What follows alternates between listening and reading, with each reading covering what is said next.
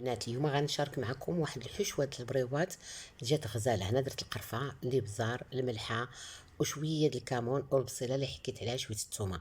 غادي نشحروا هذا الشيء مزيان حتى كطيح داك البصيله، والكميه كتبقى على حساب الشحاوه اللي ديري. حكيت هنا خيط زوج الحكاكه اللي غليظه وزدت عليها الكورجيت لا اقل ولا اكثر. كنزيدوا الكفته كي تلوحوا هادشي تنزيدوا الكفته، ومن طبيعه الحال كنبقاو كنفرتوا في الكفته بالعود.